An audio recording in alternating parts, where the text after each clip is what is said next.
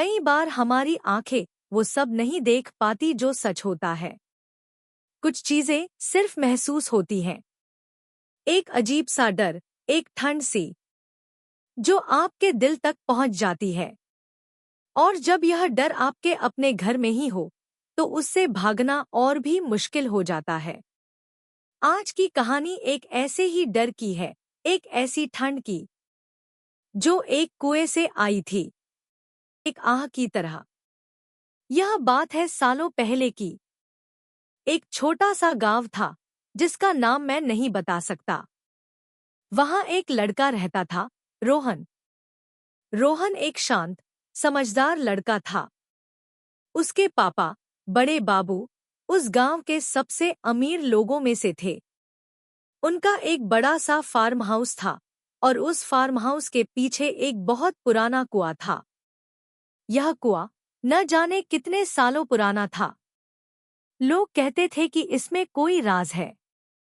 रोहन को यह farm house बहुत पसंद था। गर्मियों की छुट्टियों में वह वहीं जाता था। एक दिन उसके पापा, बड़े बाबू, ने उसे फार्म हाउस भेज दिया। लेकिन इस बार एक नया काम था। उस कुएं को साफ कराना था। वो कुआं साफ करवाना है। लेख राम से कह दिया है, वो कुछ मजदूरों को ले आएगा। वो तो बहुत पुराना है। बड़े बाबू, हाँ बेटा, इसीलिए तो साफ करवाना है। बहुत सालों से बंद पड़ा है। रोहन ने अपने पापा की बात मान ली। उसने सोचा, इसमें कौन सी बड़ी बात है। अगले दिन वह फार्म हाउस पहुंच गया। फार्म हाउस एकदम खाली था। सिर्फ एक बूढ़ा चौकीदार किशन काका वहां रहता था। बड़े बाबू ने फोन किया था। रोहन, काका, वो कुआं साफ कराना है। मजदूर कब तक आएंगे? किशन काका, ध्वनि, उनकी आवाज में अचानक हिचकिचाहट। वो आएंगे। लेकिन बाबू, वो कुआं, उसका पानी बहुत ठंड देता है। रोहन को किशन काका की बात थोड़ी अजीब लगी।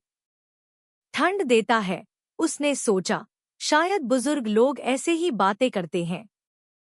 अगली सुबह मजदूर आ गए। रोहन ने उन्हें कुएं के पास ले जाकर सारा काम समझाया। कुआं बहुत गहरा था और उसके अंदर काले रंग का पानी था। कुछ मजदूर ने रस्सी से बाल्टी डाली, लेकिन पानी काफी कम था। तब एक मजदूर बोला, साहब, इसमें तो और गहराई है।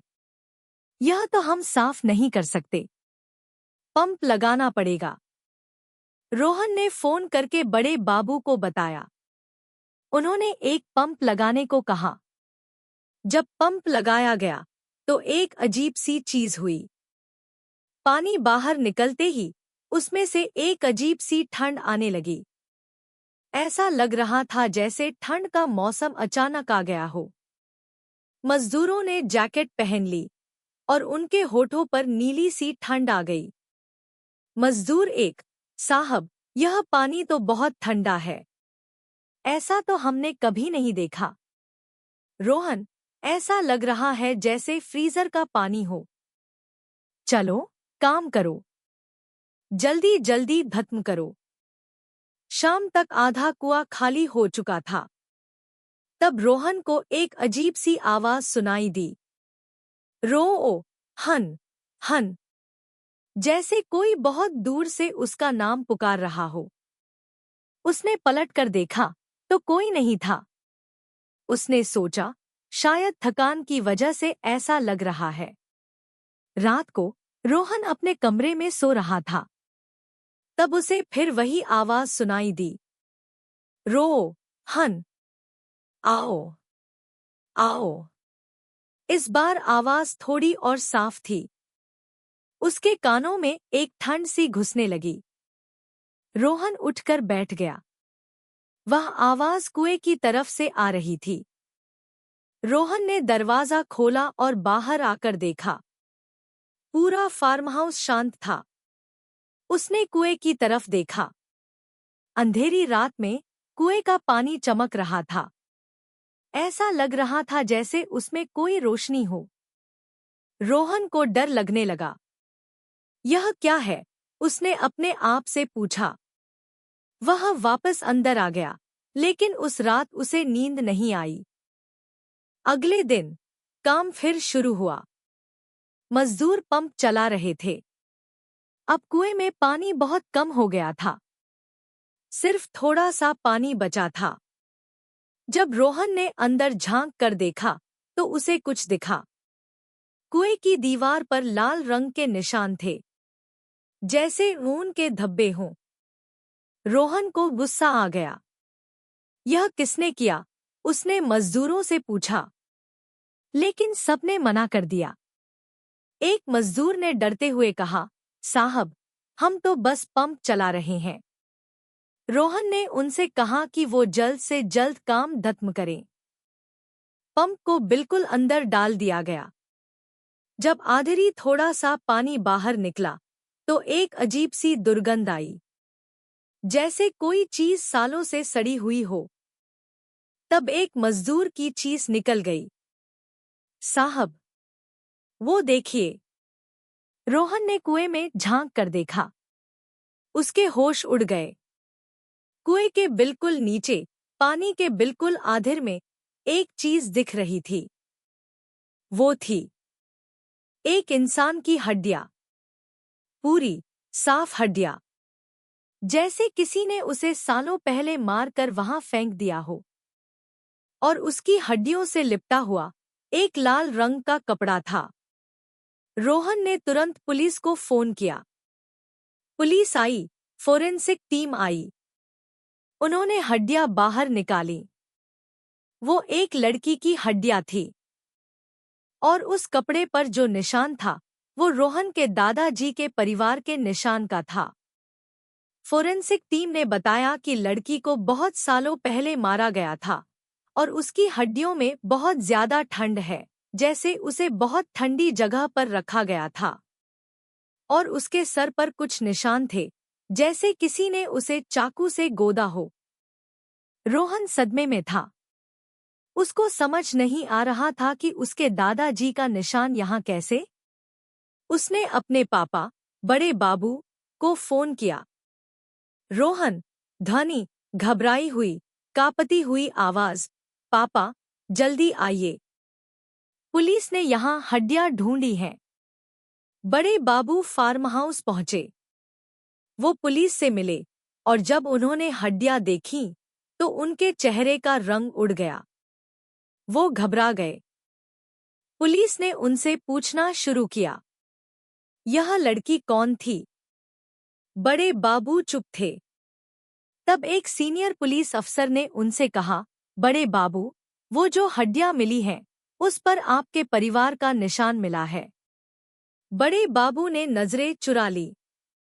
उनकी आंखों में आंसू आ गए। वो मेरी बहन थी। बड़े बाबू ने पुलिस को बताया। सालों पहले उनके घर में एक बड़ा झगड़ा हुआ था। उनकी बहन का नाम परी था। परी किसी और लड़के से शादी करना चाहती थी, जो उन्हें मंजूर नहीं था। बड़े बाबू और उनके पिताजी ने उसे बहुत मना किया, लेकिन वह नहीं मानी। एक दिन झगड़े के दौरान गुस्से में आकर उनके पापा ने, यानी रोहन के दादाजी ने, परी को कुएं में धकेल दिया। जब पुलिस ने पूछा, लेकिन चाकू के निशान, तो बड़े बाबू रो दिए। उन्होंने बताया कि उनके पापा ने परी को कुएं में धकेलने के बाद उसकी लाश को निकालने के लिए एक मजदूर को बुलाया था। मजदूर ने जब लाश को निकाला तो उसने हड्डियों पर निशान बनाए ताकि पहचान न हो। लेकिन उस मजदूर ने भी उनकी मदद नहीं की और उन्होंने गुस्से में उस मजदूर को भी मारकर कुएं में फेंक दिया। उसी दिन से वह कुआं श्रापित हो गया। जो लड़की कुएं में गिर गई थी, वो कोई और नहीं, रोहन की बुआ थी, परी। उसकी रूह उस कुएं में रहने लगी। हर साल गर्मियों में जब उसकी सालगिरह आती थी, तो वो कुएं से आवाज देती थी। और वो ठंड, वो सर्दी, वो परी के दर्द की ठंड थी। उसका दुख इतना गहरा था कि उसकी रूह उस कुएं को एकदम ठंडा कर देती थी। पुलिस ने बड़े बाबू को गिरफ्तार कर लिया। रोहन, जो यह सब सुन रहा था, वह सदमे में था। उसका दादाजी एक मुनी था और उसकी बुआ की रूह उस कुएं में रहती थी। अब जब भी उस कुएं के पास से कोई गुजरता है तो एक ठंड सी महसूस होती है और हवा में एक फीकी सी आवाज आती है, जैसे कोई फुसफुसा रहा हो। रोहन, रोहन। ऐसा लगता है जैसे परी की रूह अब रोहन से उसके पापा के गुनाह का बदला लेना चाहती है। और यह कहानी सुनाने के बाद शायद आप लोग भी अब समझ चुके होंगे कि हर कुएं की गहराई में सिर्फ पानी नहीं होता, कभी कभी एक अनजाना गहरा राज भी होता है। ध्वनि, वही भयानक फुसफुसाहट वाली आवाज फिर से, लेकिन इस बार यह धीरे धीरे फेड हो जाती है।